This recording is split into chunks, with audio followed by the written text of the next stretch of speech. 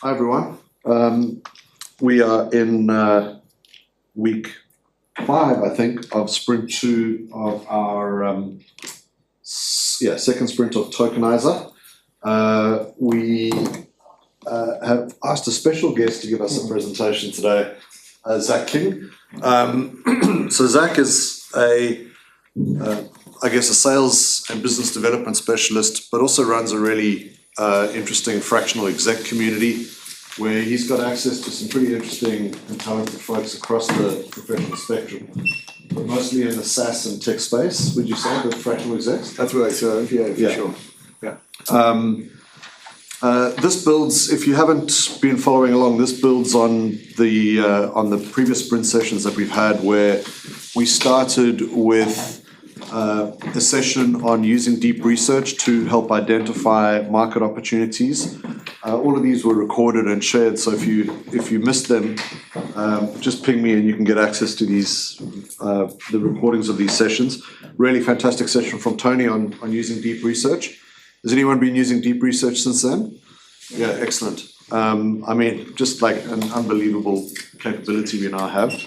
We then did a session on content creation for lead generation, on video production, and then Rich gave us a session on inbound, and our next two sessions are on outbound sales and outreach. Zach's going to take us through a session this week, and Ross is going to take us through a session next week, which will be a deep dive into Clay, which is a state-of-the-art tool amongst many tools that the sales experts are using. So I'm very much looking forward to these sessions. I guess they're very much focused on B2B.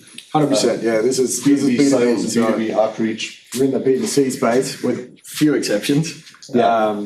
Unless it's a kind of big ticket item, then this is probably not the session for you. Well, everyone can learn something from Everybody this, can learn, hopefully. Yeah. Zach, thank you. I'll hand it across to you. I've shared the link to this deck in the Slack channel under General. And if you want to play along, we will actually build. We'll build something. So the plan is at the end of this session, you will have a usable framework and something you can genuinely use to start hitting outbound. Thanks for the intro. The reason I'm standing here is 20 years in sales, working in VC-backed companies for about 15 years, maybe longer. That makes me feel really old. None of them have paid off yet, which is why I'm still working as a fractional sales guy, including founding a wildly unsuccessful healthcare startup called Mobius, or as I saw in LinkedIn speak, a former VC-backed founder. So I've been doing fractional work for about 3 years now. And as Chris mentioned, have a community of fractional execs across the spectrum, helping people get into that space. But this is all about using AI for outbound sales, and we're going to run you through kind of a 101 primer about what this is about, a little bit of a state of the nation, and then we're going to build something. Okay, so the current state of AI in sales, and I put the caveat there as of 11:03 this morning, because this is changing just so fast, like everything else in the AI space. I think sales is one of those things that a lot of people are waiting for or hoping for AI to solve everything. We just plug it in and it's going to fix everything for you. So our friends at Cold IQ, I think it's called. They have prepared what used to be called a Lumascape when I was in AdTech, of the top 1,300 sales tools AI-powered sales tools that you can use. AI agents, AI intelligence, data enrichment, visitor identification, BDRs, sales assistant, email outreach. So we're going to run through about 500 of these today in the session. No, not really. I'm going to pick a couple of these and just do the basics and show you what that looks like. But the TLDR. Is that like they B2B? Is we still B2B on? No, that's everything. Okay, This is right across the board. Lead management, email deliverability, video prospecting. LinkedIn outreach alone has about 50, and these are only the top ones. There's a lot more that are out there. I've played with, not all of these, I do have to work occasionally, but I've played with a lot of the top ones, particularly the kind of BDR, SDR, here's an AI agent which can kind of run things for you. And unfortunately, the reality is none of them are really at the point where it's going to run your entire business for you and you can just replace your sales team with an AI tool. No one's at that point yet, with caveats.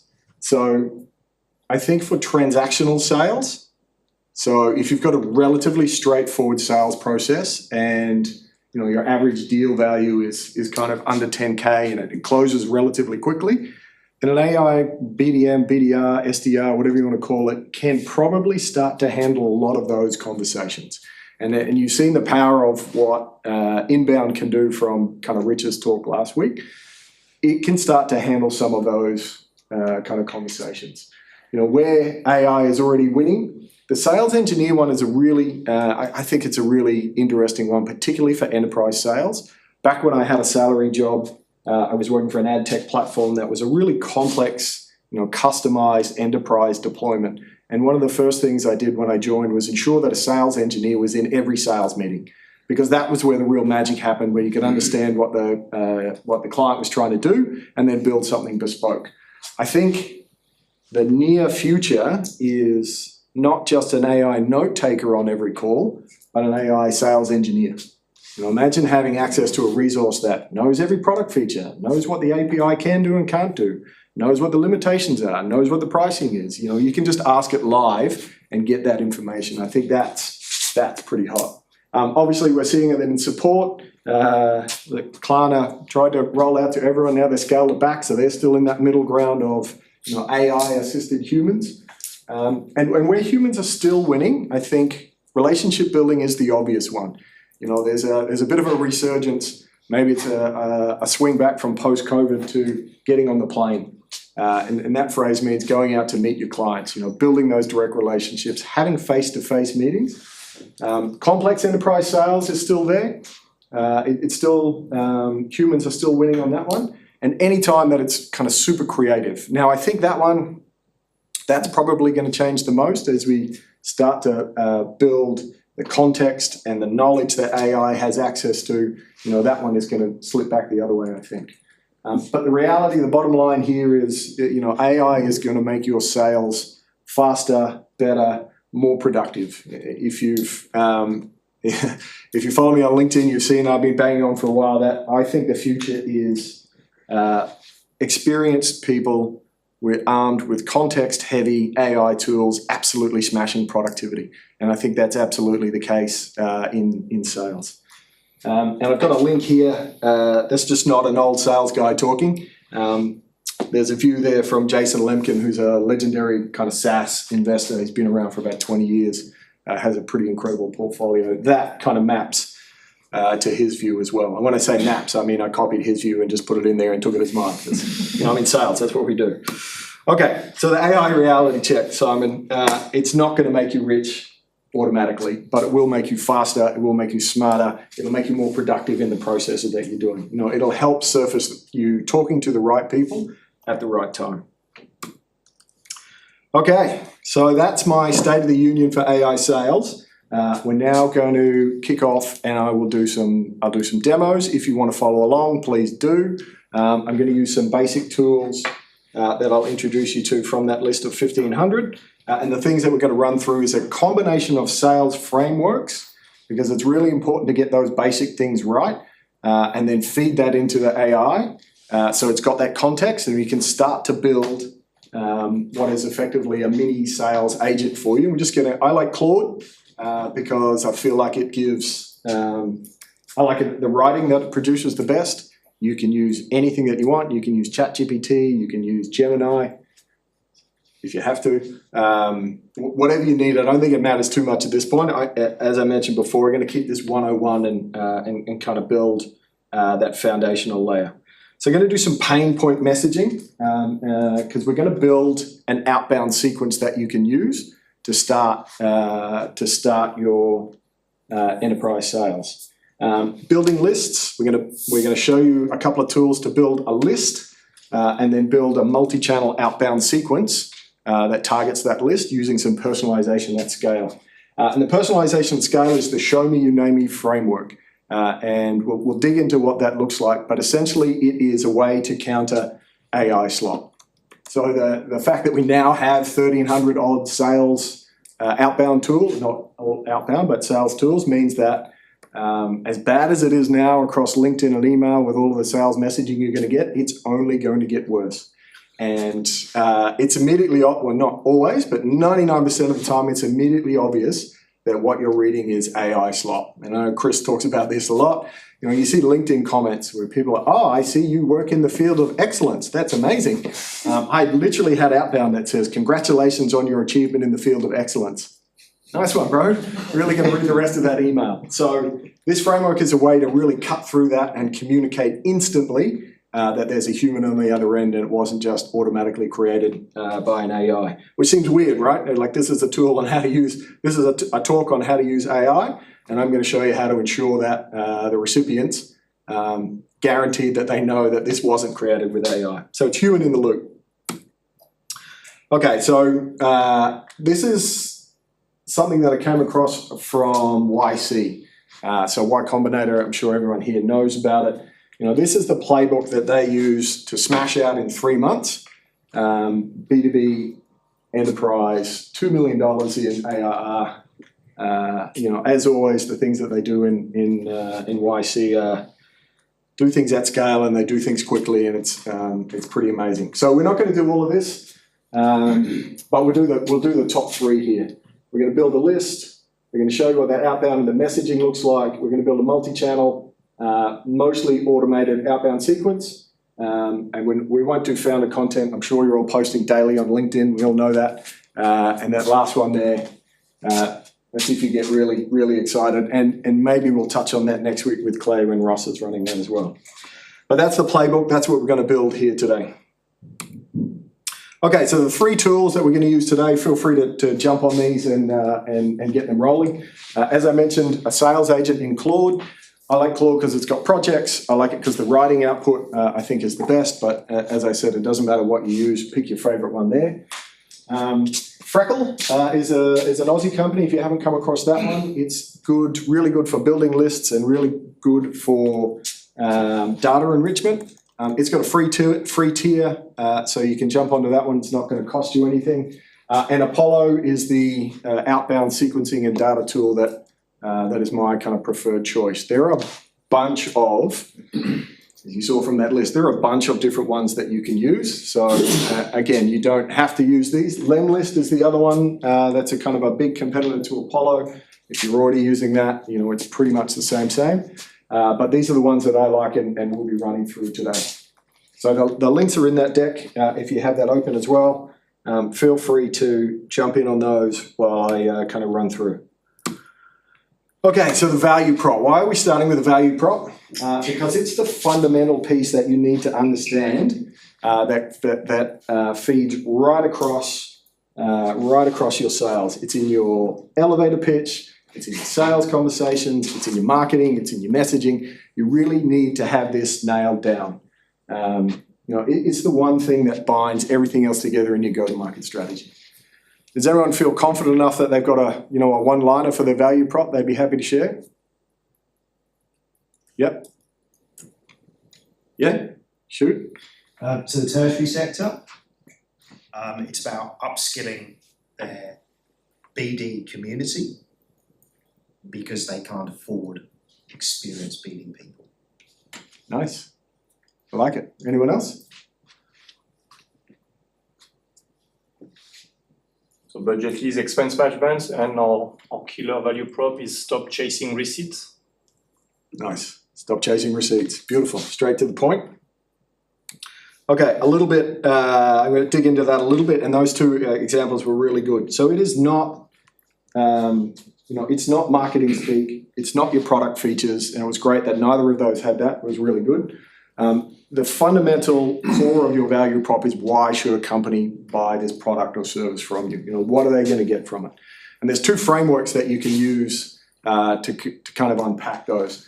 The first one is the Steve Blank template. It's been around for a long time. It's really, really simple. It's really powerful. and is really good for those kind of examples where you're doing your elevator pitch. So we help X, whoever your clients are, do what's the outcome, and how do you do that? So for me, if I'm wearing my fractional sales hat, I help companies with 500 to 10 million rev turn founder-led sales into a scalable sales engine by building the right playbooks, team structure, and processes. Yes, that was written by AI last night, but I like it. I'm going to adopt that. It's better than what I was using before. The second one is called the value proposition canvas, and I'll show you what that looks like. There's a link there. It's a bit more of an unpacked view, and it really drills down deep on what your features are, what your benefits, how that maps to your competitors, what your messaging should be, what are the pain points that you solve. So it's a really useful tool as well, and really helps you to go deeper than that kind of one line. Okay, so why this matters when we're running kind of these micro campaigns is because when you get that crystal clear, when you have complete clarity around what your value prop is, everything else becomes easier. Who you're targeting, who your ICP becomes easier. What your messaging is, it writes itself. And what are the trigger events? So trigger events, and we'll get into this when we're playing with the tools, trigger events are what provide your pitch with some urgency. Somebody's just raised some money. Okay, now they need to spend it. They've just fired their VP of sales. Okay, maybe they're going to need somebody to come in and run the team while they're out. Maybe they've just recruited a new CFO, so they're going to need some new systems.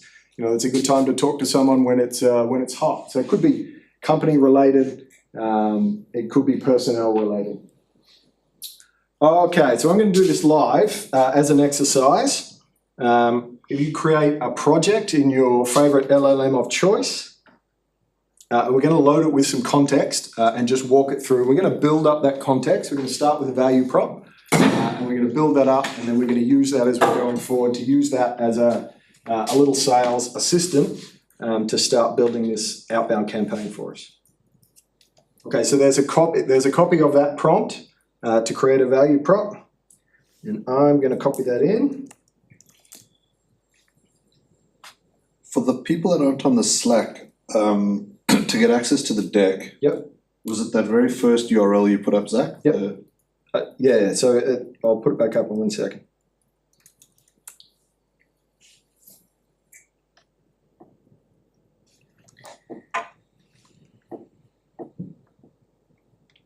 It's a bit of a mouthful, that one, unfortunately. That's why I threw that link. Does everyone have that who wants to look at it? Thanks.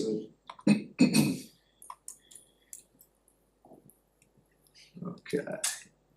So I have created a little project here already in Claude, and the only thing that I've given it is my kind of sales deck. It's about 12 slides long, so it's pretty light on.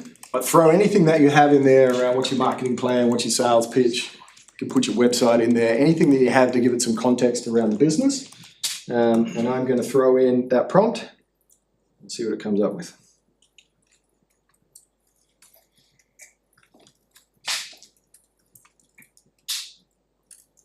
Nice. You can see, because I'm using Sonnet 4, it's going above and beyond and starting to think about, here are my ICPs, here's some targets, it's got some outcomes linked in there, and some methods. So we won't go too far into that, but that looks pretty good in terms of a one-line value prop. And then if you want to see what the canvas looks like,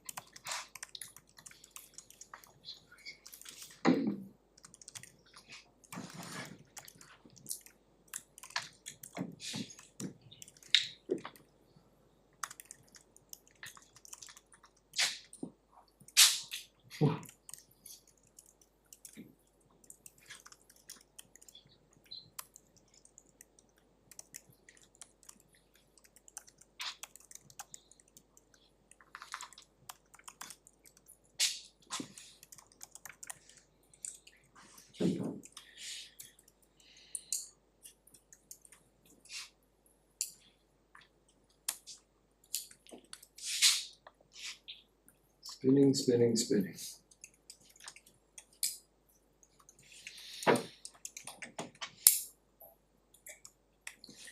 Whilst it's doing that, I'll Yeah. read out the value proposition. Yeah, great. Mainly based on what I told you, Yep. which I actually much prefer.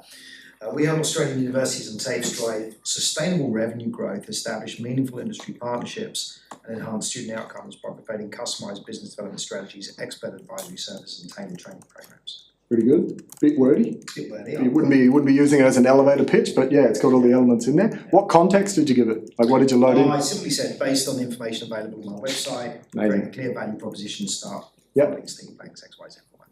Awesome. Well, here we go. This has made this interactive. That's why I was taking so long. Got excited.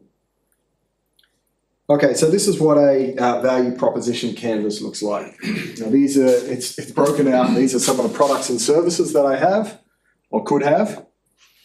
It's not bad. Strategy workshop. It's got my pricing in there. Pain relievers. So these are the pain points of the client.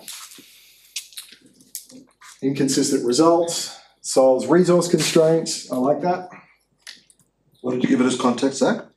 So this one, I had a 12 slide sales deck. basically. PDF just dragged. Just a PDF. In a project or? Yeah, in a project. Yeah. So I think projects are still only available on the paid version, but if you're not using that, just put it into a thread, like into a chat, and it'll keep that context running. Did you get anything interesting, Chris? I tested it on the website. Actually, it came up for the hub. It came up with something pretty cool. Yeah, I've got a text file I always point it out. Yeah. And so it's sort of like having that document, but always available. I just point it to that and You're using cursor? No, I use ChatGPT. There you go. What did it come up with for your value prop? We help digital entrepreneurs, technologists and creators on the Sunshine Coast build thriving tech ventures and upskill in emerging technologies by providing a purpose-built innovation hub that fosters collaboration, offers advanced facilities like an AI lab, hosts a vibrant program of events, workshops and community networks. Not exactly. Pretty wordy? Yeah. Right, so there are other things in the value prop canvas, and this is more for, thinking about your business at a strategic level. And we'll kind of continue to feed that back in. Pain points, this is a big one. Founder sales bottleneck is probably the number one pain point where I get called in. Inconsistent performance and no sales infrastructure. Basically when people are looking to scale and build that out. So these are pretty good. And gains, what do people get from working with me? That's not bad as well. More revenue, predictable revenue growth, that's number one. Okay, so I'm going to just feed this back in. I'm going to add this as project knowledge. Just drop that in as text.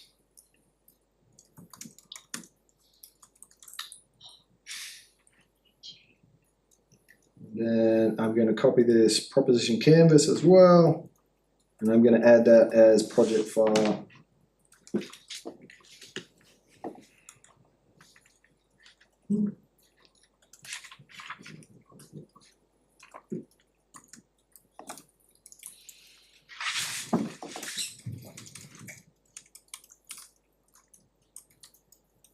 Okay, so we're starting to build up that context in our kind of agent there.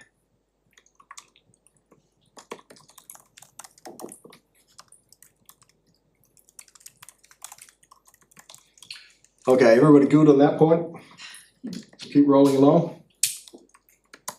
Anybody need more time? No, we're good. Okay, so next one, ICP. So your ideal customer profile. So again, now that we've built that kind of value prop for a very, very specific audience, you can see that helps define your ICP as well. And again, that's gonna flow onto the targeting and the messaging and everything that we do. So in the YC example, instead of something super broad, which is kind of similar to my market, SaaS founders who need help with their sales. That could be anyone. Like that's like literally 500 million people on the planet. But they went with Series A founders in FinTech who recently hired their first VP of sales. So Simon, maybe you'd swap out VP of sales for a CFO or head of finance in there. Maybe that starts to play in your area. So why this is a lot better? They've identified a specific stage of company, Series A, not beyond, not before. FinTech only, not all SaaS.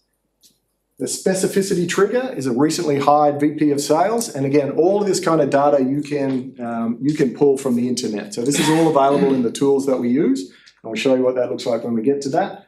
And the specific pain point that they're solving is they need sales process before they scale out that team. So for me, the value prop, I help B2B SaaS companies fix broken sales processes in 90 days. That immediately narrows down my ICP to become, a Series A. This is probably more American, might be a little bit earlier for us. Series A or B, B2B SaaS, 10 to 50 employees, hired sales reps, but revenue is flat. One of the other ones that I would add to here is they don't have a head of sales.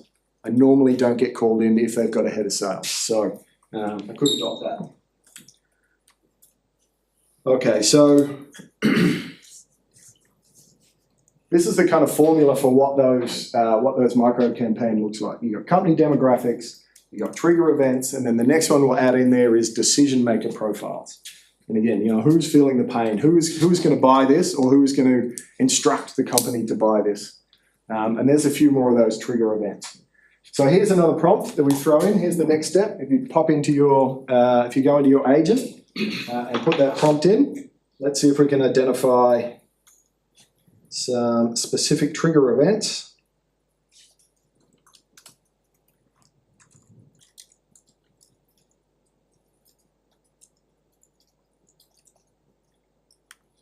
Did you ask for that prompt, or did that generate it as part of the process? No, that I wrote that prompt. Yeah, and by I wrote it, I mean I asked chat to write it. Yeah. I understand. Which is a useful concept. That's meta prompting, right? So 100%. Yeah, I very rarely do I for anything that's kind of specific or extended. Very rarely do I kind of put a prompt in.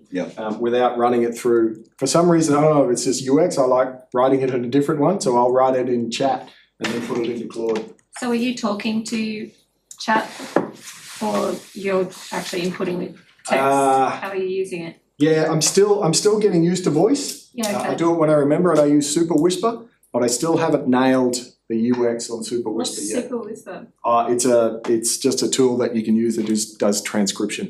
I think Mac has a free one. A Super Whisper is allegedly better. But I'm still getting used to that. So sometimes I do it and sometimes I just type it in because I'm old and fixed in my ways. Yeah.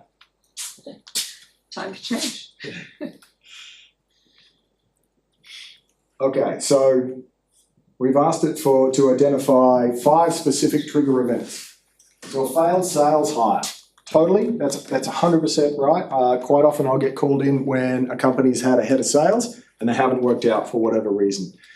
The only problem that I would have with having this one as number 1 is it's very hard to detect from data. Like, it's very hard for me to be able to find that out in the internet to be able to target companies who are having that pain problem. Definitely if somebody comes to me, yes, we had a head of sales, didn't work out, we're hiring a new one, but we want to get to the next point, we're going to wait 12 months, or it's a 6-month process, so can you come in and help us while we're doing that? So that one's pretty good, but it's going to be hard to identify. Investor board pressure for sales scalability. Again, bang on. That will definitely work. That's obviously a thing, but it's going to be very hard for me to identify that. Founder burnout capacity limit. I think this one is again definitely true, and you could probably infer that by size or they just had a funding round. Just on the data you have there, Yep. if you actually say you had half a dozen large companies you wanted to target, Yep. would you be able to provide that information on those specific companies? Let's say I said healthcare, Johnson & Johnson, like things you've got up there, Yep. decision maker profile and that. Could you get down to that level? Yeah, 100%. Yeah, and I think when you're building out something like this, the more context that you can throw at it, the better the results will be. So if you have a sample of this is what a good client looks like, put that in there, 100%. Yeah, and see what it comes up with. Yeah, Even down to if you could find out their senior executives' names, all that? you could try that in Claude or Chat or something like that. When we get onto the tools in Apollo, it's very good at that. And jumping ahead a little bit, but effectively what we'll do is we'll build a company list and then we'll put a layer of persona on top of that. And we'll identify who the personas are. That's the next step. We'll see what it comes up with actually. So these ones are all pretty good. Again, my only challenge there would be very hard to pick those out from the kind of data sources available. But I think I have as the next prompt, map these to Apollo filters. Okay.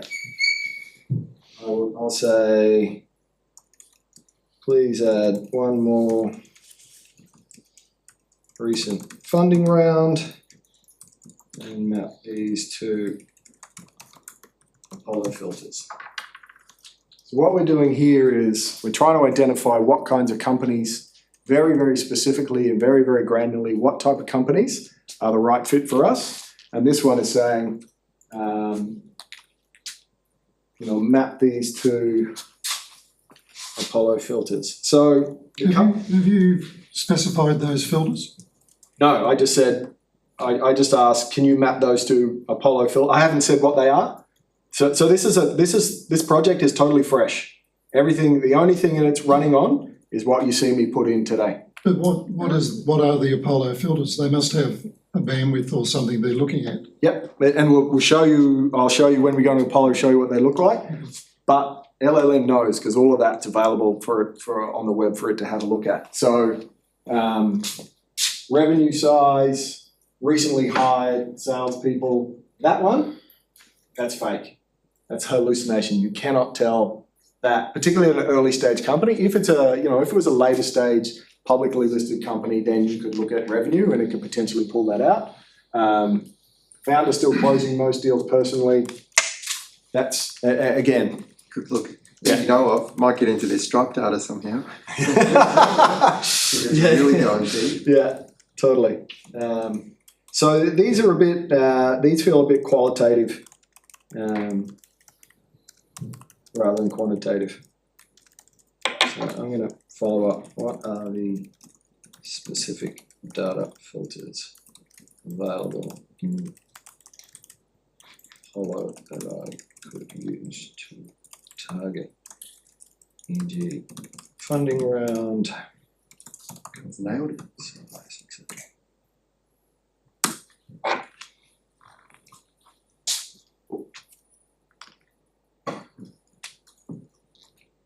Okay, so these ones, this is a lot better. So these are all actually, and we'll see it, these are data points that you can use in Apollo or a tool like it to start targeting these companies to build your list. Okay, now we've got industries, we've got company maturity, tech stack. I've never been able to use tech stack. I'd love to be able to do that, and you can't really, I don't know, maybe you can tell if they're using Stripe. A lot of the kind of, when it comes to targeting company based on their tech stack, it's usually things like they use AWS or Google or anything that's publicly available that you can kind of scrape that way. So there's two tricks for that. One's a Chrome extension called Wappalizer. That if you haven't heard of it before, team, so Wappalizer is a good one. And then also there's another extension called Built With. Yeah. So those two are just very specific. The way you use them, they're extensions. You go onto the site and you just pull them up and it just tells you all the tech that's behind at least the site itself, which is a pretty good indicator in terms of what they're using. But in terms of beyond enterprise tech, then it starts to get... And all of that is available. I think Apollo has an integration with Built With. I think that's where they get that data point from. So you can drill into that. But again, it depends on your offer. So nothing that I do hinges on that data point. So it's usually not quite as relevant. Job title. So exactly as you were asking before, this is fairly generic. But again, it depends on your ICP and who you're targeting. For me, in the early stage, it's usually CEO and founder. It's pretty straightforward. When you get to Johnson & Johnson size companies, you're going to have to start to get a bit more. You're going to have to drill right down into that and see what those titles look like and see who the targets will be. So all of this funding activity, hiring signals, technology changes you probably could, but most of these are available in a tool like Apollo.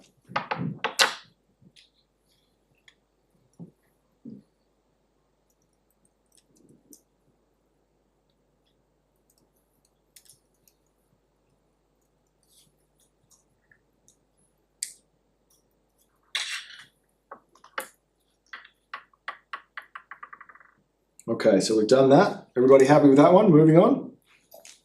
Okay, building lists. Now we start to get to the fun stuff. So I'm going to use two. There are a million different ways that you can build a list, and there is no one right way to go about it.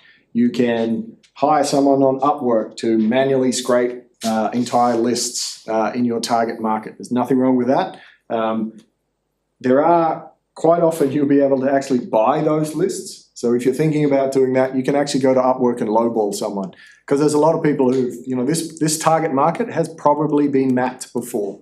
So rather than going on there and paying, $2 a lead, put it out there with a fixed budget of $100 and see if somebody's done it before for a previous client, they're willing to sell you the same work. You can start with a list from Upwork. That's just a kind of a dump of these are all the target kind of companies in that industry, in that market. And then use a tool like Freckle, which we'll pull up in a minute.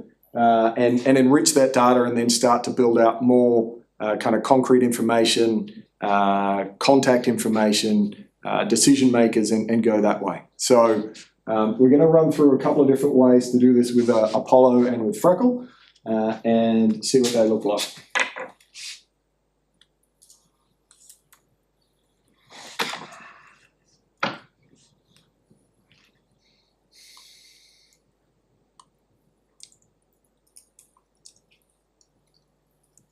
Okay, so this is what Freckle looks like if you've logged in. Like a lot of these tools, it's kind of spreadsheet shaped. And this is just a table that you get when you first log in. It'll give you a sample table and it looks like this. So it's got a couple of, this one started with contacts, a couple of dummy names here. And you can enhance this data by adding in a new column. So it's got a couple of pre-built ones here. We could come in here, let's say you just had a list and you wanted to do company summary.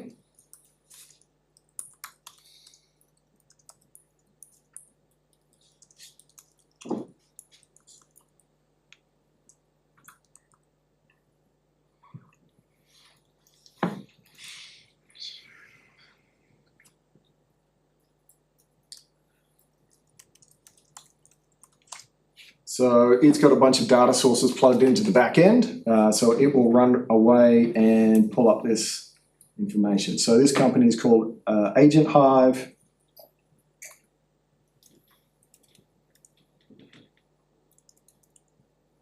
Specialized software, automating marketing and sales processes. Great. Now I've got that there. What about if I wanted to get headcount? Can run the first 10 rows. And so you start to build out more information around the company to see if it's a good fit or to pull up triggers that you can start to target. Freckle has a pretty generous free tier, so you can get in here and start playing around and see what that looks like. You can build company headcount. You could do, I want to have a look at their LinkedIn. So now it's going to run through and find a LinkedIn profile for everybody we've got in that list here. So again, find the list from somewhere where it's whether it's come from an event attendees or you've got that list from Upwork, and then you can throw it into a tool like Freckle and start to enrich that data, which you can then feed back into your kind of targeting. Very easy to export this and put it into Apollo or your CRM or whatever it is that you're using, and it will. Sorry, I think I missed something. What with the head count? Yep. What are those numbers? So that's how many staff in the company. Yes, but there's a whole lot of different numbers. At what levels? For different companies. for the sorry, different- sorry, for the different companies. These are for these Yeah, different companies. Got it, yep. Yeah. Sorry about that. I'll show you what a clean one looks like. So one of the things that I like in Freckle is you can do a Google search. So builders and Noosa, let's say you wanted to target them or somebody did. You can simply do a search here. It'll bring you copy that URL from Google Maps. You've got a couple of different options when you're starting with Freckle around creating a new table. You can upload a CSV, which is the approach that we just talked about. You can do lookalike, so if you've got your kind of top 5 targets, you can build it from there. This one, we're going to do find local businesses. So just post that URL in.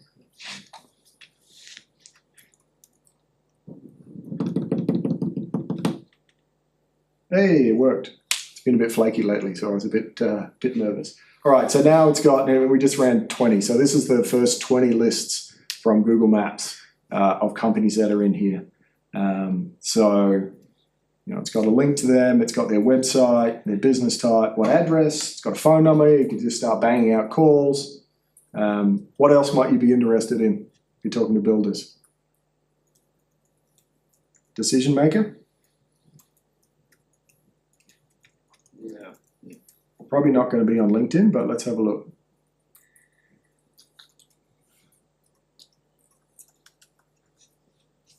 Builders go on LinkedIn?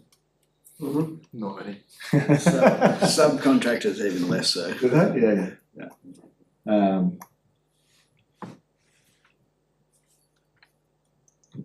What about? Can you search for like services if they've listed them in Google Maps? Especially.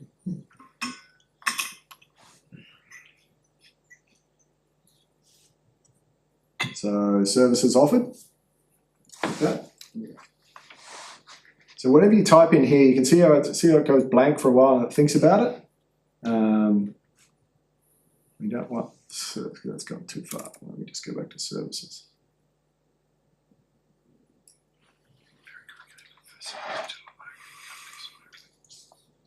So this data, do you know what data set it is? Is it coming from Lucia or like similar to them? Or Yeah, so there's a whole murky world of data sources out there, and most of the big players plug into the same thing. So Lucia or Apollo, they're all plugged into the same big ones.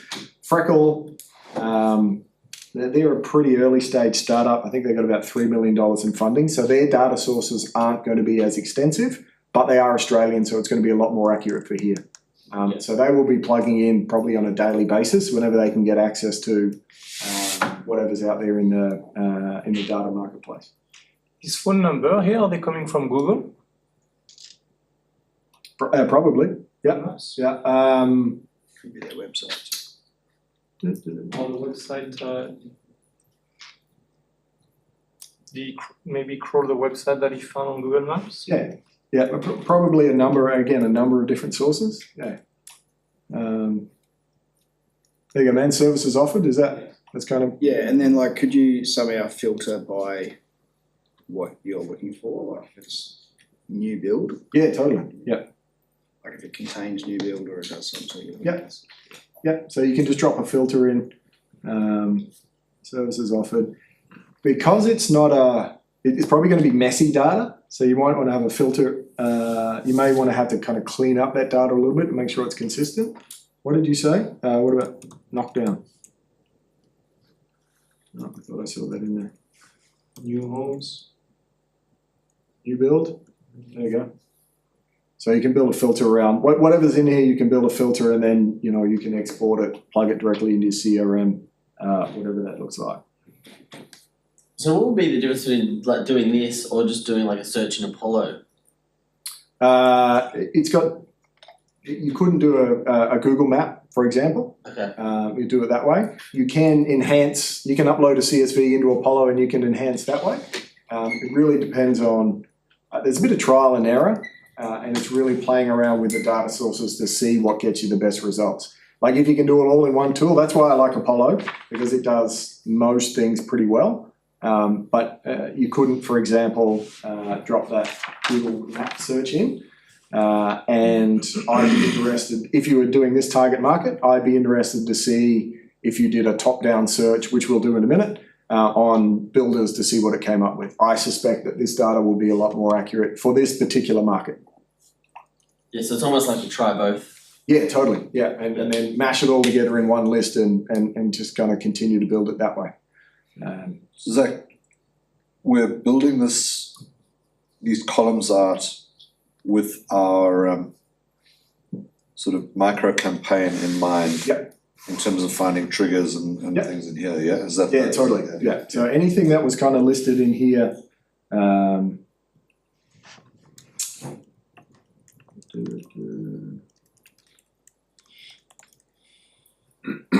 so specific data filters, number of employees, revenue, location is a big one if we're looking at builders, obviously. Services, which wasn't listed in here because, this was looking at my ICP and target market. But we're trying to figure out how we can get data to pivot this search on to make this list super, super targeted. So small that it just becomes really easy to roll out because there is a manual step we're going to run through in a minute and see what that looks like. Okay, so then let's have a look at my friend Apollo. Okay, so this is what Apollo looks like when you log in. And so this is my account. There's nothing in here that you'll see that isn't that is proprietary, so that's all good. The first thing that we're going to do is, as I mentioned before, we're going to start with a company list. So based on some of those kind of criteria that we used before, so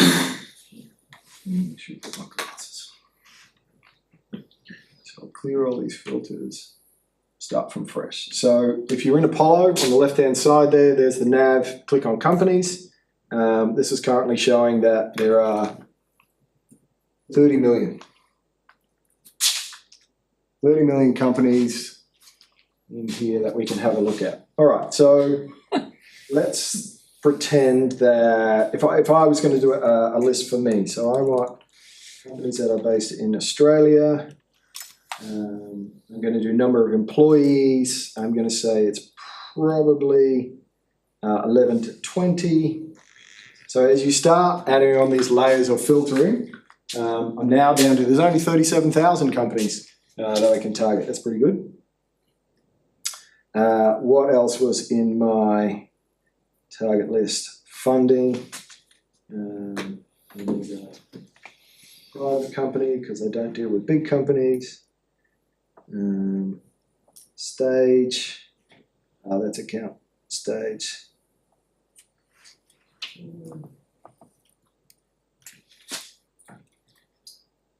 Industry keywords. I'm going to go.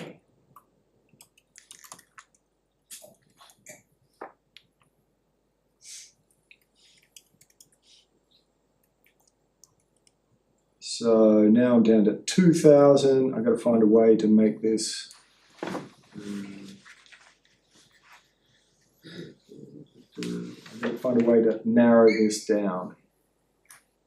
Okay, so these kind of data filters on the left-hand side are all the standard ones. You can see them in Lucia, and this is pulling in from all of the data sources that we have around the place.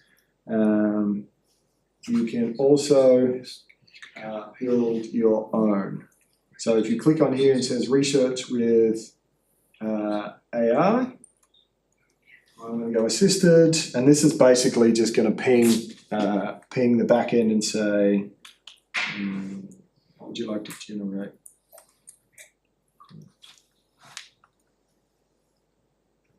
You can pick your different model in here. Is this company B2B SaaS?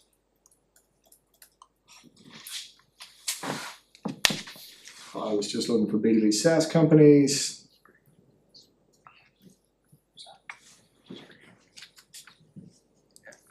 What will that look like? What that means.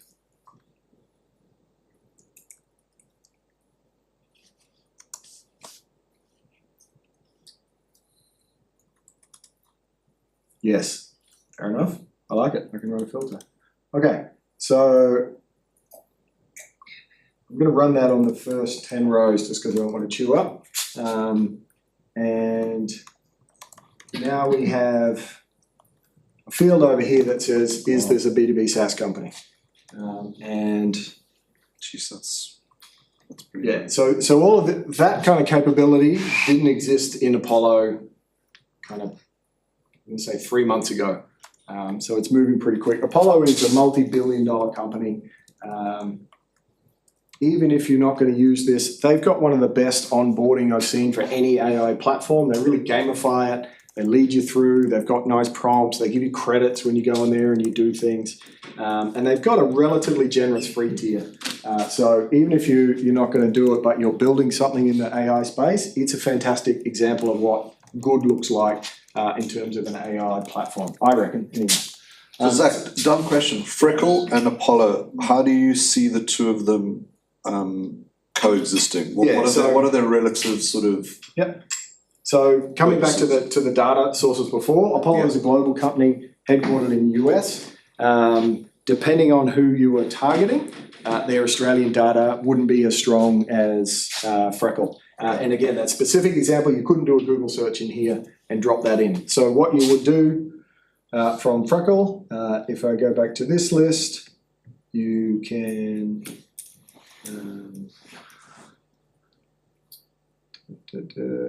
download that as a CSV and then just upload that into Apollo. Obviously, you'd probably want to build a list that's more than 2. So less than 10,000 more than 2 is probably a good number. But you build that list out, pop it into Apollo, simply upload it, and now that becomes your target list. I'll show you how you use a list in Apollo. Right, so Apollo allows you to perform actions on a list. Yeah. So does Freckle allow you to perform actions on a list? Or? No. Apollo, Freckle is just about list building and data enrichment. So once you have it, you then need to do something with it. And those exports that we have here, you can put that into instantly, which is similar to Apollo. Hey Leads, you can push it into, you can use Zapier, you can push it into Adio, which is a CRM, if you know that one, or just download the CSV, upload it into your tool of choice, which is Apollo in this instance. Okay, so we'll apply a filter. We come back over here. You only want to include companies that are B2B SaaS. So now I've got 10 companies because I only ran the first 10 rows, but we'll just do this as an example. All right, so now I've got 10 companies. I'm going to select all of those. And I'm going to add to a list. And I'm going to create a new list, which is called B2B SaaS in Australia. What did I say, 11 to 20? Yeah, 11 to 20. Okay, now I have a list that's only showing those companies. Cool, what do I do with that now? So now we have companies, we still don't know who we're going to target in those companies. And that's where we start to get back to the persona list. So over here we're searching companies. If I want to prospect people, so you can see here that this has automatically pulled in that list. So we're only looking at 73 people because this has pulled in everyone that it's got in its company list from those companies that we were having a look at. So 73 people, some of them aren't going to be relevant. And again, if we're thinking that I was using this for a targeting campaign, I would add a persona and I'm going to target founders, CEOs, and we can do that just by job titles. Founder, co-founder, CEO. Okay, I'm gonna save that persona.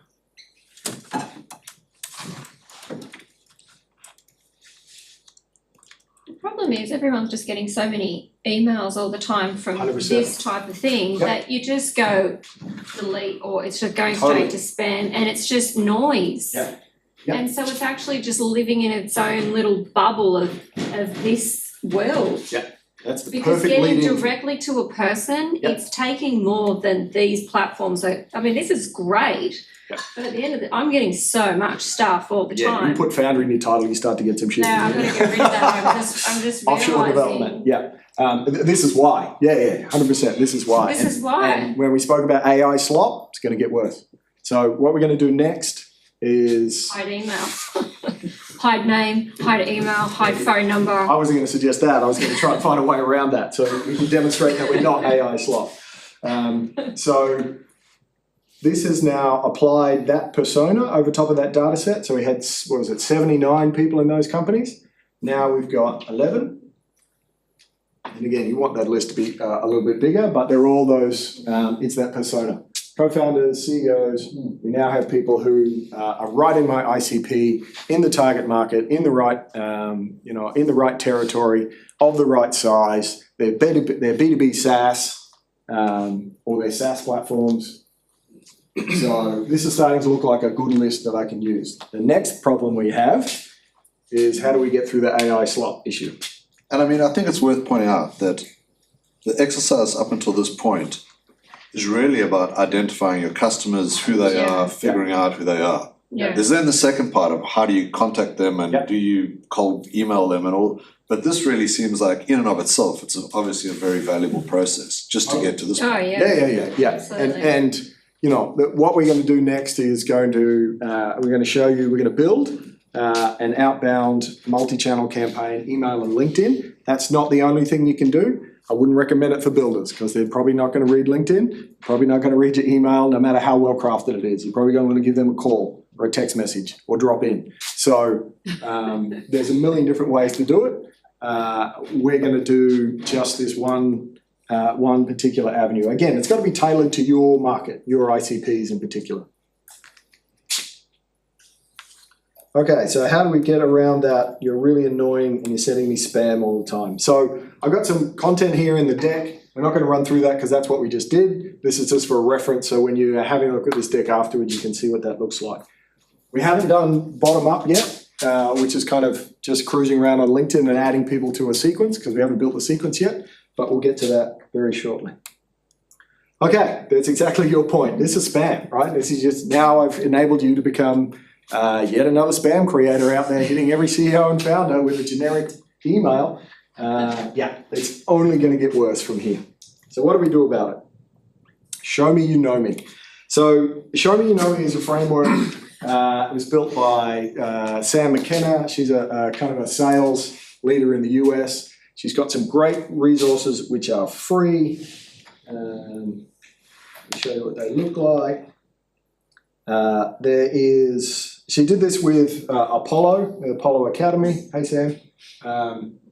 This is a really tight, I think it's 36 minutes, where she runs through the Show Me You Know Me framework. Again, the link's in there. It's free. It's definitely worth a watch if you're starting to do some outbound email. It's my preferred kind of framework of choice.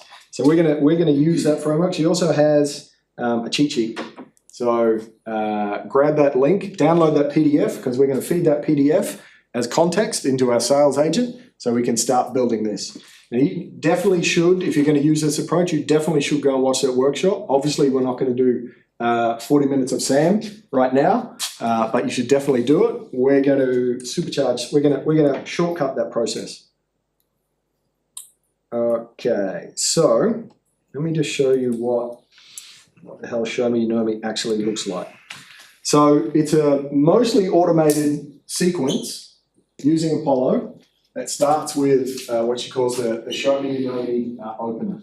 So by doing we build this automated sequence in Apollo, which we're going to do in 2 minutes, which is 3 emails, 1 LinkedIn connection request, and that all of that is templated. The follow-ups will all fire automatically, the machines will do that, so you don't need to worry about it. And what we're gonna, for every single client that you reach out to, you're gonna do this custom research piece. So this is how you get that balance between personalization and scale. Now, next week, you're gonna do scale at a ridiculous level with Clay. It's kind of the supercharged version of that. But this one, we're gonna find a way that you can really cut through and say, show in that immediate glimpse when you look at it, that this is not yet another spammy sales email. Do you know what I love about this? For 40 years in strategic selling, one fundamental principle has always been true about prospecting, however you do it. Provoke, persuade, propose. And that's exactly what's mapped here. It's still going to the fundamentals. Provoke, get someone's attention, persuade them that they should be listening to you and you've got something to add, and then propose the next step. That's exactly what's mapped there. So here's the value prop, and we've already figured that out with our sales agent. We figured out close because it's going to be, we know the pain points that we're solving. And now our next email, which is going to go 7 days later, we're going to show the value that we provide to the company. Maybe there's an insight or resource that we can do there. A LinkedIn Connect, because we're going to do multi-channel. And then the fourth one is, hey, I'm not going to email you again. This is your last chance. It's okay. But here's the reason why. Okay, so here's an example of, this is one that I've used before. So this was working with a client who sells a cloud storage system into the optometry space. Context, not that important, except that this guy, Chris, this Chris is famously reclusive. He's given 2 interviews in about 8 years, and one of them was for CEO Magazine, where he talked about how being more curious than ever at 53. So he'd come from a corporate life. He went and took over this chain of optometry stores, and he gave this, relatively short interview in CEO Magazine, which I think is pay for play anyway. But anyway, whatever it is, he talked about how he'd made this transition in life. I said, bang, that's great. So the subject line that I used was more curious than ever at 53, winning at life. And then the first interview, saw your line, loved it, curiosity paired with execution. That's a little bit salesy. I'm happy to admit that. But then this one here is, how do I link that back? Very happy to do some public humiliation and say, yeah, I tried that when I was 49 and I failed, but you've done it really well. And then a very, very, very short email that says, hey, this is what we do. There's the value prop. No hard sell. At any stage of your sales process, your only goal is to get to the next step, whether that's a call, a follow-up email, more information, permission to send them something. So would you like a chat, 20-minute chat? And he came back 2:43, 2:40. So 3 minutes later, he came back and I didn't need any of the automation or the follow-ups or anything like that because he'd kind of connected and we went from there. So that's what a fully researched version looks like. But the first thing, and here's a couple of examples here these are taken from Sam. Her advice is to build a subject line that makes no sense to anyone else but the person that you're targeting. Dave Phillips, LinkedIn and Sam Sales. So there's a mutual connection there. So Dave Phillips is someone they recognize. She was working at LinkedIn and away they go. Dog lover and gelato and affordable CRM. You wouldn't expect that was written by AI. That's kind of pretty out there. So we'll do an example of, we'll pull up someone and we'll do it live and see if we can show what that research looks like. Okay, the first thing we need to do is build the template. So we need to build in Apollo what that 4-step sequence looks like. And again, using our sales agent, this is going to be pretty quick. So there's a prompt. You can copy that prompt into your sales agent.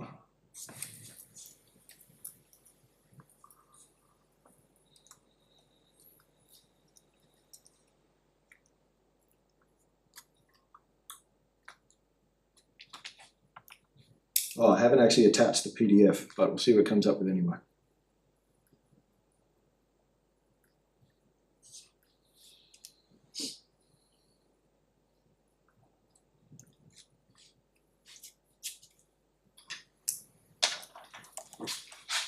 Now, as always with anything AI, you don't have to take what in fact, you shouldn't take what comes out in the first shot.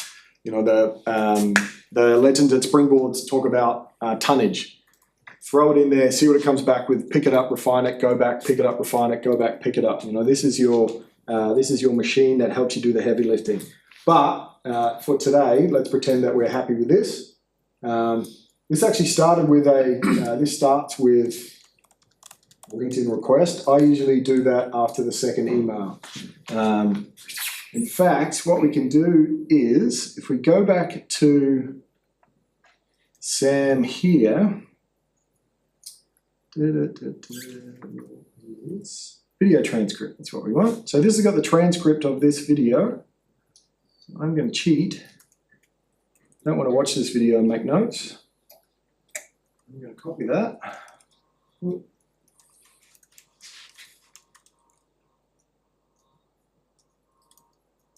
Can get this to work. So this, they're cooking me.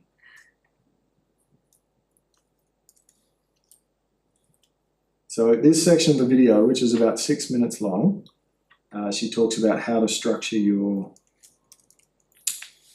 tablet. Can you just press the little icon next to it? You know what? It's AI, can figure that out.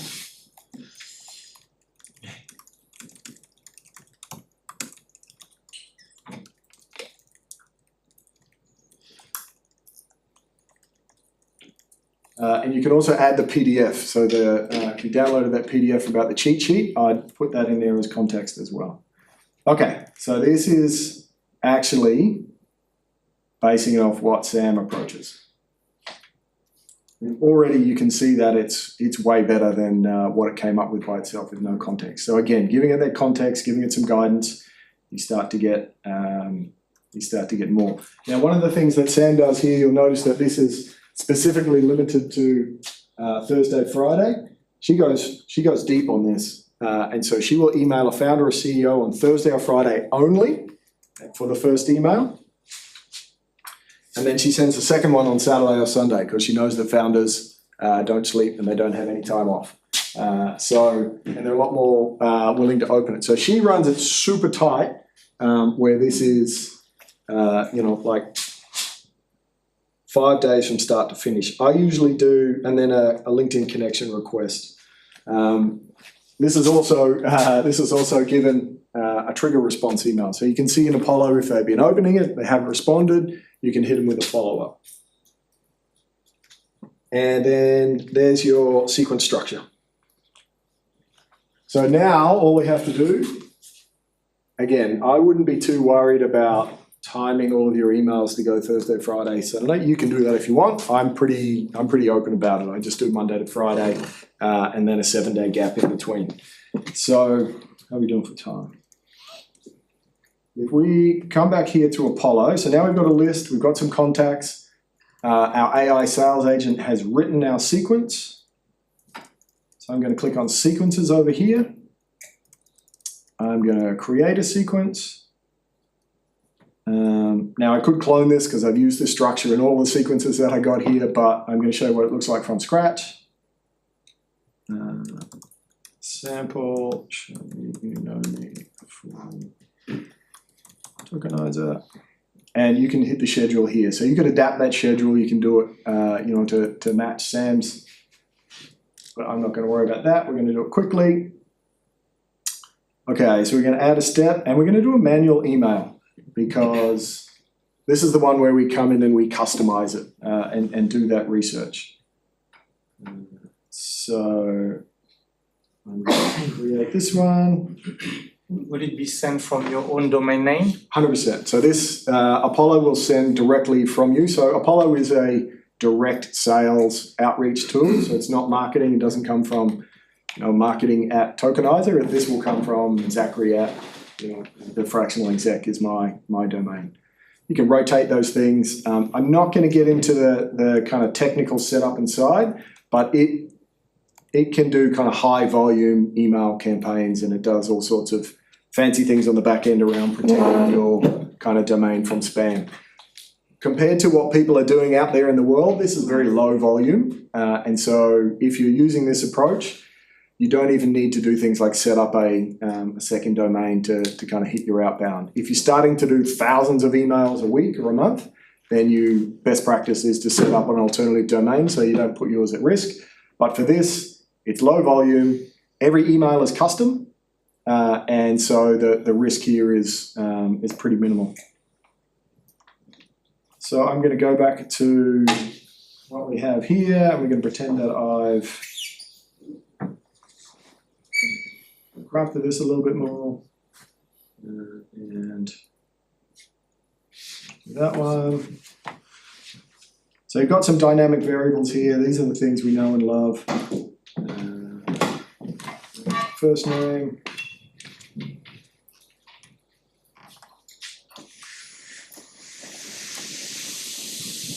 And the subject is to be adjusted by research. And it's showing you here, this is a preview, this is what it will look like. Okay, so I'm just going to fly through this. And I'm going to hit save. Okay, so there's step 1. Step 2, I'm going to go LinkedIn connection request. I'll go back here.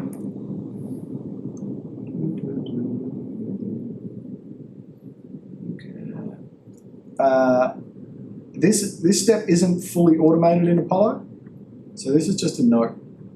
So it won't automatically send a LinkedIn request. What it will do is it'll come up here in Apollo and will give you a task that says, hey, connect with this person, here's a note.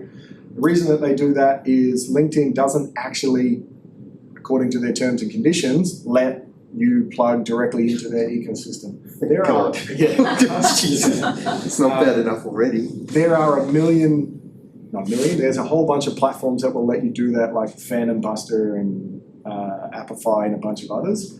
I would be very hesitant about using those because most of us in the B2B space, if your LinkedIn account gets nuked, you're dead in the water. That's my, whatever it is, 8,000 contacts, that's just gone. So I don't use any of those. Do they have an API to link to things like WordPress? Apollo? Yeah. To link to WordPress. Yeah. Say like you've got emails and things and sign up data and stuff in there. Can it be linked somehow?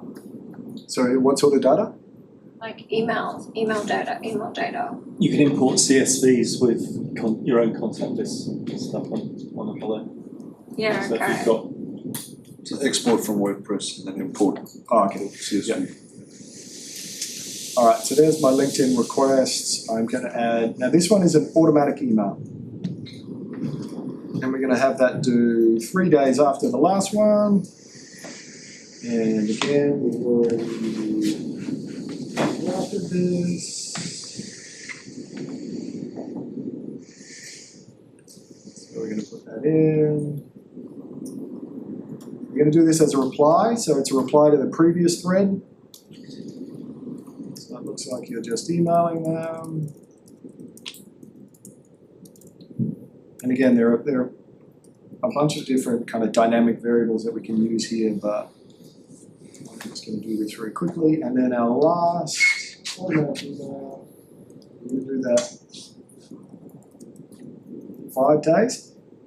Trap for beginners here in Apollo is the delay in the day step is based on your sending calendar.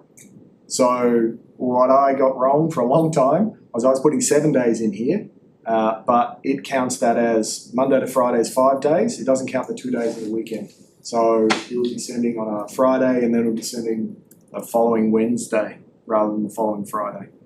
So 5 days means if I'm only sending emails Monday to Friday, they'll get it a week later. If they respond, Yep. does it catch that? 100%. So if they respond anywhere, the sequence stops. So they won't get any more emails. They don't get the canned things that are going out. They respond. You can see that in Apollo. It goes through your inbox, so it's just in your inbox. You can just see it normally, but they'll get no more kind of outbound from there. So at some point you've connected your inbox to Apollo. That's right. Yeah. And it's basically hoovering up all of your inbound? Yep. It is. Yeah, so you can track all your emails, whether or not you're sending it in sequences. You can track that in Apollo. You can send directly from Apollo as well, but you don't have to. When you set it up so that your mailbox is linked, it tracks everything that goes out. So Zach, do you see this as a CRM replacement, or is this a? Yeah. it could be. It links with all of the major CRMs, so you can just sync it directly. So if you're using HubSpot, it's tracked there. It's tracked there automatically. So if you go into HubSpot, you'll see these emails against that account. You can map the account stages. Again, we're not going to get into that, but you can map the account stages, and you can also put in preventative things that says this sequence will only send to someone who is cold. So it will not send to an existing customer or someone you're having there's an active conversation going, or somebody who said piss off, don't contact me again. It's not going to send to them. So you've got all sorts of controls around who it goes out to. And it's probably good practice if you're going very, very hard on outbound email to use a separate system that not to pollute your CRM. Yeah. Does it show you the analytics of? Yeah, 100%. Yeah, so you can get all sorts of cool analytics. I'll show you what that looks like. So now there's that sequence. So that's there. We're ready to roll. We're ready to hit go. So if I go back to our people search. I think you quickly touched on it. You would do this, so this is why we go to smaller. So you got 73, you would set up 73 sequences. Just one sequence. One sequence is going to go to this entire list. Yeah. So, It's been continuous. I didn't. And then Zach, would it then create your sort of 73 to-dos with the LinkedIn connection? So you'd come in almost like a to-do list and you just manually work through, and then tick off that you've actually done it? Because it wouldn't know if it does it. Yeah, you just tick off for the LinkedIn step. That's right. You tick that off. So you do it manually. You come back and say I've done That's it. right. All right. Yeah. Okay. Which is and it has I'll show you in there. Like it has the link. You can just click on the profile and you can see what that looks like. So I didn't save that one before as a list. You can click on it if you've got a list. You can click on connect and it will connect to a certain amount of people. But I think it's about 100 connections a week. So you don't have to click on everyone. Did I miss that? So the super personal email though. Yeah, I'll show you what that looks like. So you're going to automate the super person because they're no, you have to do that manually. Yeah. Yeah, you have to do that piece manually. So here's the list, and again because we're racing through, I'm going to pretend that this is done. I'm going to do. Let's say there's 10 people on the list. I'm going to add that to a sequence. I'm going to add it to an existing sequence. Yep, it's only going to send to verified emails. We'll select the sequence, add it to that one.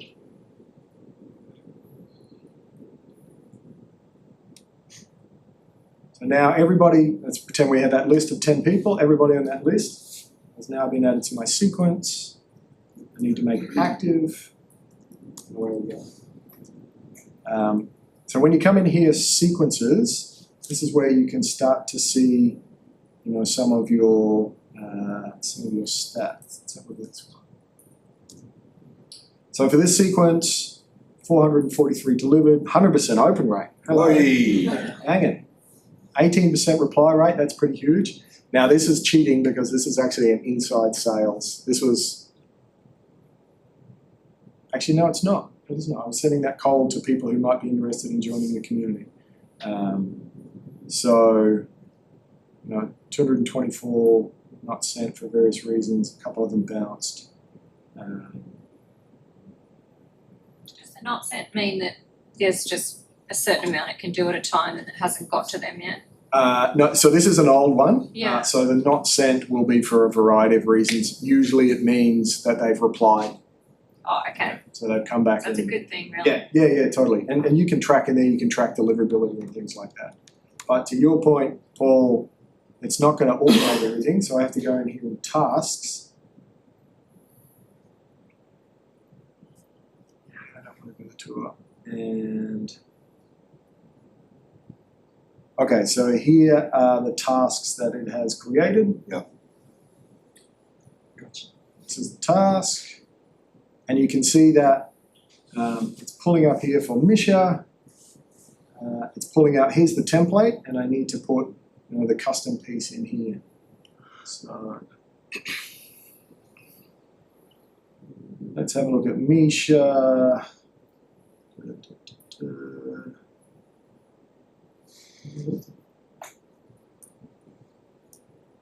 Okay, we don't like Misha, she's got no LinkedIn.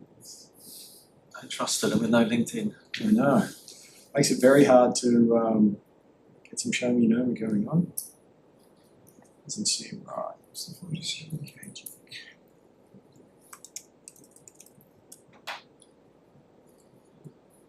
Ooh, sorry. Alright, so this is Misha. So if I was doing this, I'd be coming here and look, there's a bunch of mutual connections. I could just ask for an intro, but that's cheating. Let's see. Is that something you regularly do, Zach, is ask for? When you see a LinkedIn? It's hard these days because LinkedIn network isn't what it used to be. Yeah. That 79 connections is probably 80% of the people in there, I don't know who they are. Or I don't know them well enough to ask for an intro. So it's It actually... seems out of fashion to do that these days. Yeah, totally. Yeah. Okay, so he does... they're hiring for BDR. That's it. I mean, that one's easy. I didn't rig that, I promise you, but that one's easy. I will spin up something pretty straightforward. So, I'm going to take this. I'm going to go back to my sales agent and go, I want to write a customize intro.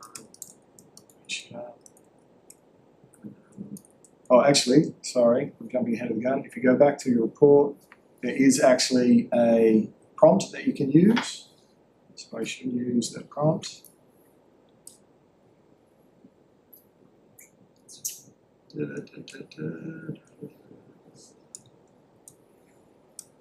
Okay, research found Misha is hiring a BDM, so scaling.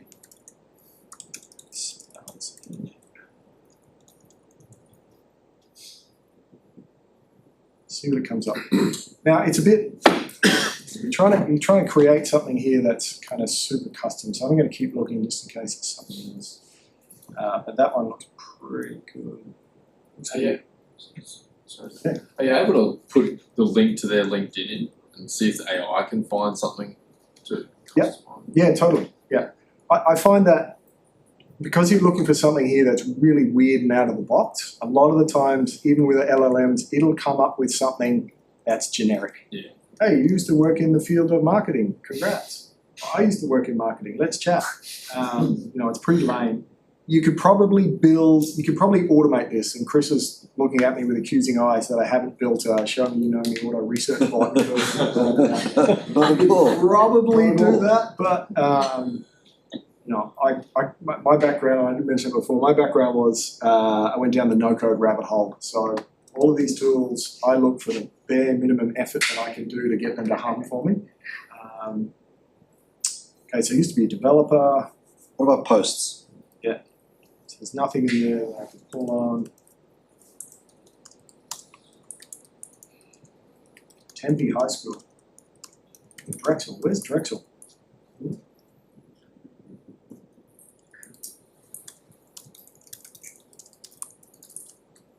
I would encourage you, Pennsylvania, I would encourage you to get really weird with this, like this part of it. Like really let your freak flag fly when you're doing this bit, because that's the way that you're going to get kind of cut through.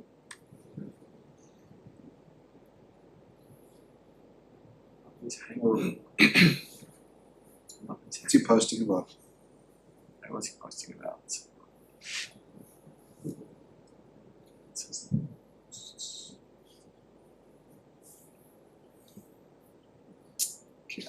Sustainability expert, emissions accounting platform, emissions data.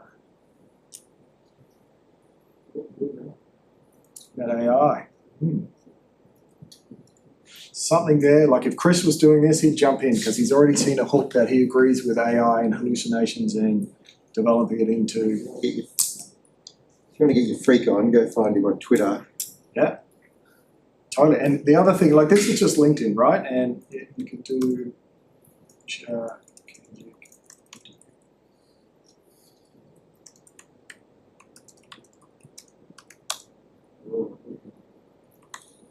This is after, sponsored by Afterwork. I could ask those guys, I know them. Zach, a fair bit of effort to do this step, so are you doing a qualification for you? Because, you know, if you have quite a large list. Yeah. Is there some sort of qualification one might do before going and doing this? So your qualification is in the list builder. It's already That's in the why list it's so builder. important to get that list I see. right. Like anybody in there is in the right size. And in worth the putting market. this effort into? Yeah. Okay. When you get humming in this, you can do it in about 5 minutes. I could have written something on the, I mean, I do think a collection of AI tools would be good for this, like getting a good flow where you just bang a few links into ChatGPT or whatever, and with the template like the one that you had there, and say, I need 10 ideas, you know. Yeah, and if you figure out what that prompt is, you can just bang it straight into Apollo in that custom field. Oh, you could. Yeah. Yeah, so that's it. You can pick your model. So first start we worked on was a dating app. So I would use something that says it's a dating app. If I go back to a tool here. I mean, just showing the effort that you made to read the interview between the two people, you know, Yeah, read totally, your interview with such and such or whatever. Dating app. Which you haven't. What's that? Which you haven't. Which I haven't yet. Yeah, I haven't shown it yet. Do that after they respond. It was dating, yeah, wasn't it? That's automatic. It's fraught with danger. Yeah, it depends how freaky you was. Don't tell Chris to get freaky, that's let's see his countdown. No, it's just, you know, you're like so presumptuous in this step, you can totally screw this. But I would reply, if I think of me, I'm so sick of, hey, I see you run and it's actually a different font. Right. Travel Yeah, company. yeah. So, or they get the industry wrong. Yeah. Or they get your name wrong, the industry wrong. Like the bar's pretty freaking low at the moment. All you gotta do is just break through. A lot of my sales team work in childcare software before, and I get, hey, I'm the founder of, and insert the name of this other company which I've never founded. I get that once a week. Yeah. Yeah. And that's instant dismissal, right? Gone. Like you wouldn't bother to read that. Started with dating app. I had the same idea. I use dating apps myself. You get Enthusiast. How you doing?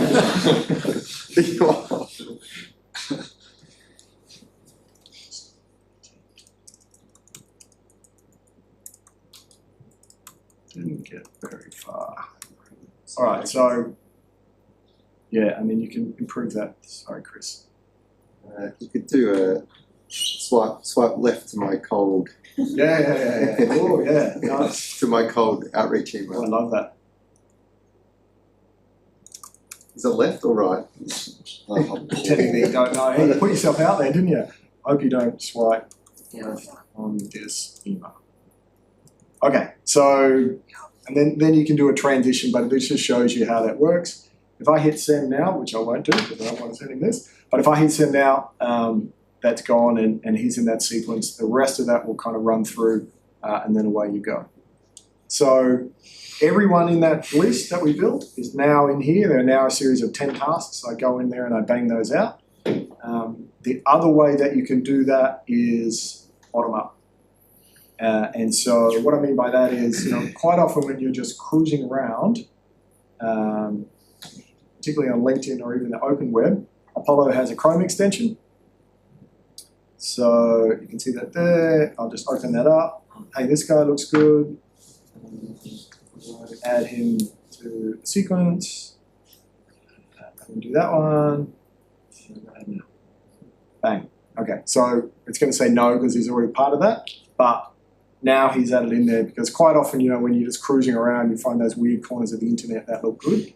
That's how you can start to add them directly to that sequence. So you built that sequence, it's there. That's the foundation for your outreach as you go forward. Like I got $1 million question. Yeah. It's actually, sorry, it's two questions. $2 million. When you have a marketing team, SDRs and IE, who do you think should be responsible of doing that? And there is assuming the SDRs are the one, you know, doing the 5-minute personalized human touch before clicking the send sequence or enroll to a sequence, what is the best return on investment? Should they spend 5 minutes doing one email, which, you know, not everybody has a 100% open rate. It's 2%, 3% click through, you'll be happy. Versus pick up the phone and make 10 dial. So it depends on your market.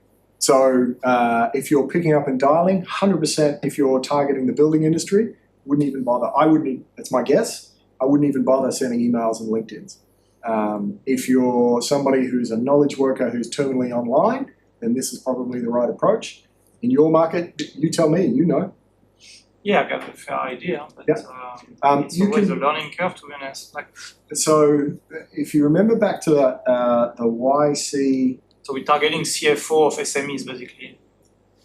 So this example, one of the things that we didn't kind of touch on a little bit, but they do, it's about creating a wall of sound with high quality, relevant touches. So my guess, without having any experience in your field, is I would add a call, which you can do in Apollo.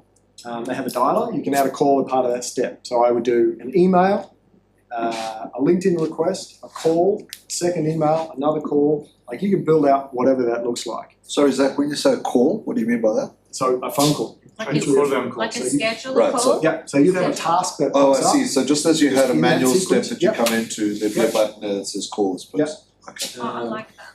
That's good. So in here to sequences. I'm going to add a step. That CFO on the horn. And you can, you know, build those into part of your sequence. So if you've got your dialer hooked up, you don't even need to leave. It just pops up straight from Apollo. You hit that. This is highly personalized, highly custom. Next week, we're going to have a look at, you know, what this looks like at scale. And to your first point around, you know, who owns that, this approach is probably best for lean operations, like a couple of BDMs, maybe, or you know, a founder at a BDM, or solo.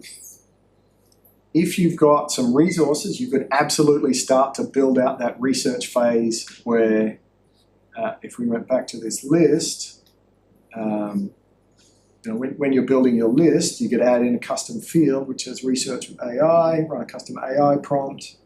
We want to use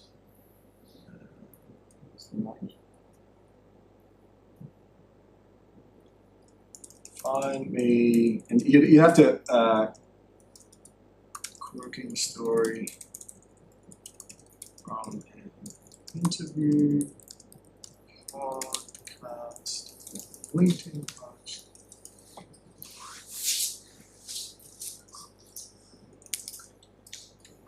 And I'm pretty sure you can.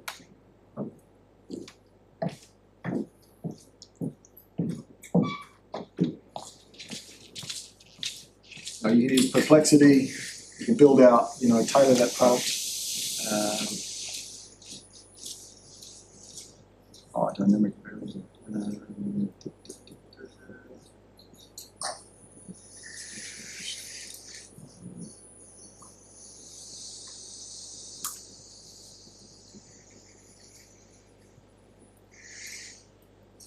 So you can come up with a list that has that, and you know, maybe that cuts down, maybe it pulls something up 50% of the time, you can reduce that time a little bit. I haven't done that because it's not operating at that scale.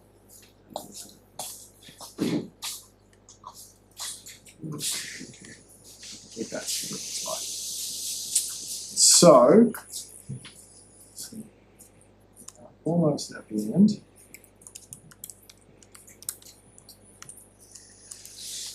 So this is me on the side here. So I love building the AI tools. I love building flows. I love building the fancy stuff. That's what I like doing.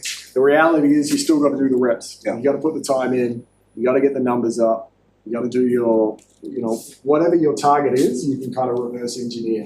If you need to hit, and Simon, you'll have this off the top of your head. Each rep needs to hit 100 sales a month, and they need to book.